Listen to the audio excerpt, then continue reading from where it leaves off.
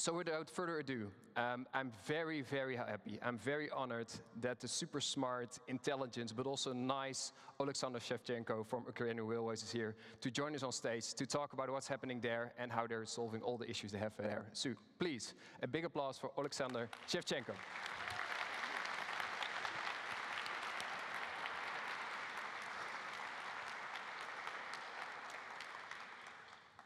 Hello, everyone. To start with, I have to give you a massive thank you for, first of all, to organizing committee for having us here, because we didn't know until the very last minute that we, the Ukrainians, would make it here. And second, to all of you from all the different countries in Europe and beyond, well, as you know, the Ukrainian Railways has evacuated 4 million people, among them 1 million children from the war areas in Ukraine, and almost all of them are somewhere in your countries. And most of the railways present here, they also helped us in getting those people to safety. So it's our thank you, because for us, the Ukrainian railwaymen, it's important to know that all of our children are safe and cared about. So thank you for that. I'll start with that.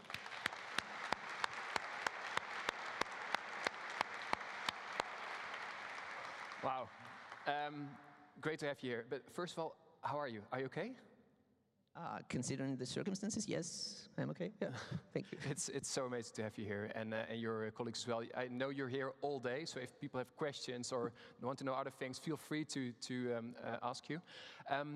Just before we start, so there's so much happening in Ukraine. Can you explain a bit how important railways have been and are now in what's happening in your country? Well, to be completely honest, we never imagined the exact role that the railway in Ukraine would undertake these days, because the railway has become the backbone of logistics for obvious reasons, because there is no other way of transport. As I joked before the session, we have a habit of thanking the world leaders who arrive to Ukraine and say, thank you for choosing the Ukrainian railway, but then you catch yourself understanding that obviously you had no other choice. You could walk into Ukraine, but there is no other way to get there. So we undertake the role of the diplomacy bringer. So we take all those diplomats and first ladies, first men of the countries to Ukraine. We transport the wounded, we transport the children, we transport everything that has to be transported, including the post, whatever. I mean, so everything in the country, everything in Ukraine is now transported by rail, basically. And as soon as any city is occupied, the first thing that comes, well, the first thing is the mining. The second thing that comes into any city would be rail, because the rail brings food, it brings electricity, it brings charging station to the railway stations, and the stations become the rallying point of civilization. So basically, it's like the island of where the mobile connection is, where you can plug in your phone and give a call to your relatives somewhere in Oslo, I don't know. So basically, the rail is something that connects the devastated, occupied Ukrainian cities to civilization.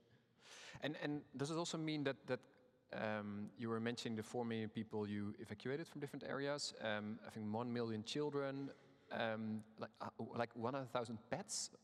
Yeah, 112,000 pets. We could never imagine there are that many in Ukraine, but obviously there are.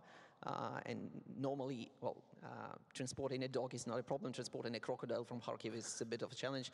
So, but we had to evacuate them all because, as we found out, Ukrainians are not someone who'd leave their dog behind when evacuating, so they all got them on board, and sometimes we had the cabin crew of the train riding with 7 puppies around during the whole journey. So it was a challenge, but we understood that we need to do that. So that's another challenge standing before us, to adapt all our trains to the pet travel.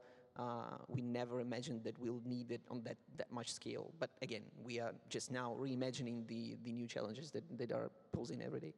And can you kind of see like different phases? So I can imagine phase 1 is just figuring out what happens, what is happening, and trying to gather the team. I think I can imagine second phase is just getting people out of the country. And now you were saying, indeed, if areas are liberated, again, you instantly after the demining, people start coming in. Are there like different phases you go through, indeed, if you're preparing and helping a country?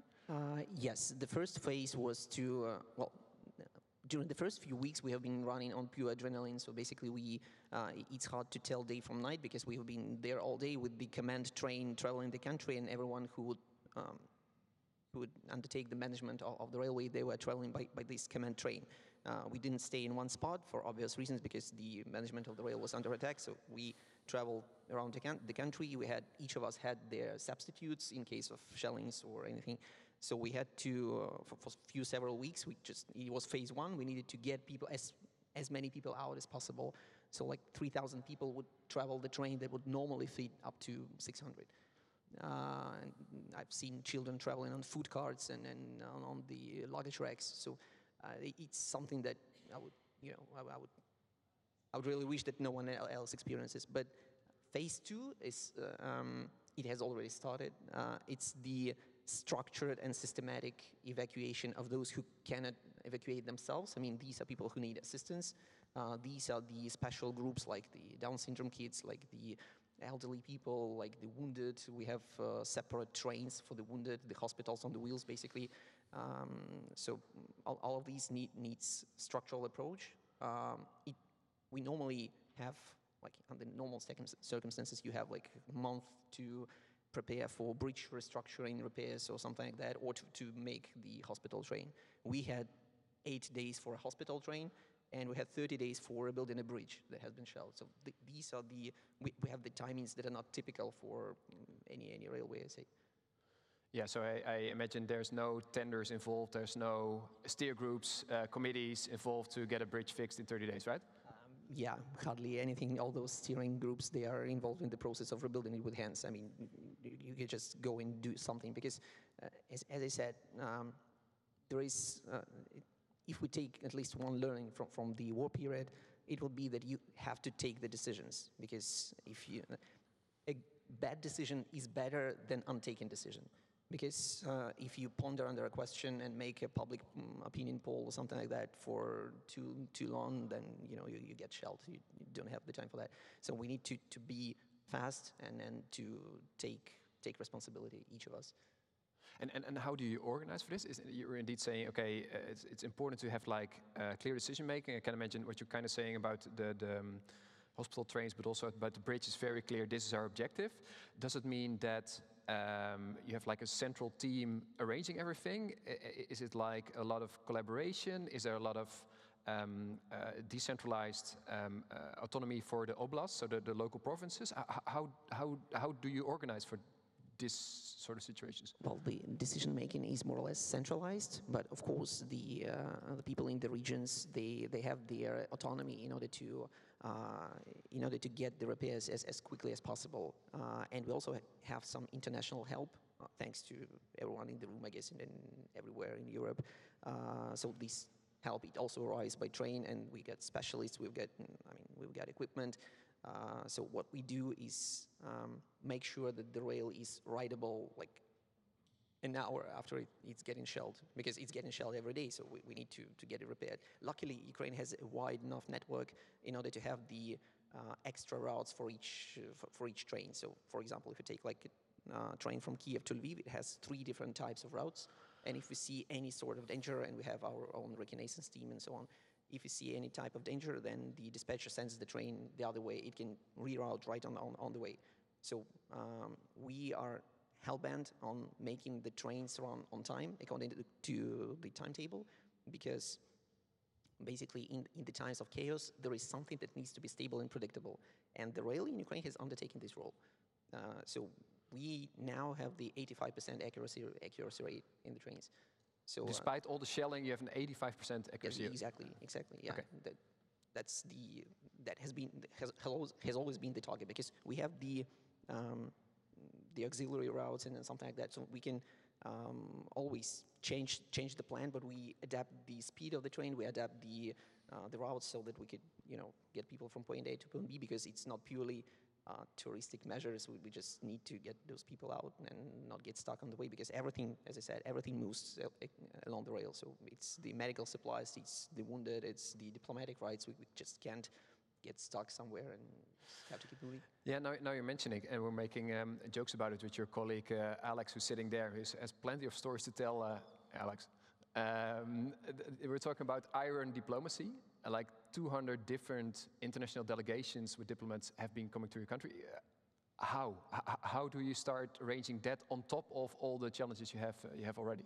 Well, it's at least fun. I mean, all those leaders coming to Ukraine, and it's great support. I mean, if someone thinks that it doesn't matter to Ukrainians whether the politicians come in and out, well, it does. I mean, feeling that someone is brave enough to come to Kiev, it means a lot, because you can be brave from, I don't know, from Stockholm or something like that. But when the delegation arrives in the city and there are still some explosions on the outskirts in March, for example, and we had those delegations, well, it meant a lot.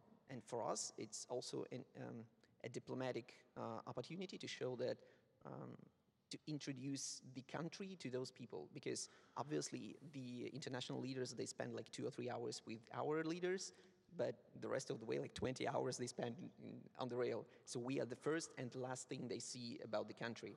So we have to make the first impression, and as you know, you can make it twice. So we on board, we have the special cuisine, we have the, I don't know, the aroma, the whatever. So we do everything that makes a good impression on Ukraine and tells the story of the Ukrainian bravery during this war. So we have the special book selection about the wartime period. We have this menu including borscht and whatever. So, I mean, is it like also diva behavior from all these kind of leaders? Do they say, okay, we want Skittles, we want this kind of champagne, we want this vodka? Are these kind of things happening as well then? Yeah, it's not as if they were traveling for, it's not leisure travel, so I guess all of them understand that. So we didn't receive like any special things apart from the fact that, I don't know, we know in advance that, for example, Ursula von der Leyen is a vegetarian, so we prepared this sort of menu. But other than that, I never heard anything that would, pose them as the kings traveling somewhere. I mean, it's never like that. No, and I felt very lucky that we have some time today, and before that via email to discuss. And I was also, like you're talking about, are you comforting all these different world leaders? You're also talking, I was really surprised by that, how comfort and quality of service is super important for the passengers now as well. Can you elaborate a bit on that? Yeah, in fact, it's what we are after on this festival, because we are, apart from being hell-bent on getting the trains on time, we have another focus. Even before the war, we have tried to make the Ukrainian railway as family-centric and child-centric as possible, because we see the niche. We understand that it's not yet occupied, so we wanted to be the most family-oriented train network in Europe. So what we did for that, we organized the onboard children's cinema on board our trains, full of different cartoons. We have all these sorts of paintings for the children on board the trains. We have the special train cars equipped with baby diaper changing stations and so on. We get the playgrounds on the stations, even now in the bomb shelters on the stations. Wow. So we try to do, and there is the concept of the children railroad. I don't know if it exists anywhere, honestly don't know if it exists anywhere in Europe, but we have this school of young railwaymen with the little steam-powered trains like Hogwarts Express and something, so they come there to study how to become railway people. And now, in times of war, we decided that, what the hell, we can't just stop doing that. We need to reinvent those things. So we just revived all of that, and the onboard cinema, the kids menu, kids lunch, and whatever on board the trains. So we now are working to revive that and to become more and more family-oriented, even though we evacuated like 1 million kids. But I mean, task 2 is to get them all back. So you better get prepared, because we'll use all those railways of Europe to get our children back to Ukraine. Wow, that's just super inspiring. I think a final question, and again, you will be here all day, so if people have any questions or want to help out, they can reach you. If people in the room here want to help, is there anything they can do to support you and the team in doing the amazing work you're doing? As I said in the beginning, we are now working on equipping all those smaller train stations in the east of the country with charging stations and with generators and so on, because they will be the rallying point in winter when we are deprived of electricity, obviously, in the east. well, equipping those stations takes some toll. It's not even about money, it's about the equipment. That's the most tricky thing, because it's nowhere to find in Ukraine anymore. We've used everything we had. So this might be the only thing that we might need, but that's not something that is stored in the room. I mean, if anyone has any connections and can help us get those generators and so on, that will be fine. And we also have the fund for the families of the deceased railwaymen. We have 277 death toll of the railway people. That's the price we paid for the evacuation. So we have this fund, and then if anyone wants to, it's open. I can help you find it. Thank you so much. I really appreciate it. Oleksandr, thank you so much. Thank you. Oleksandr Shevchenko and the team of Ukrainian Railways.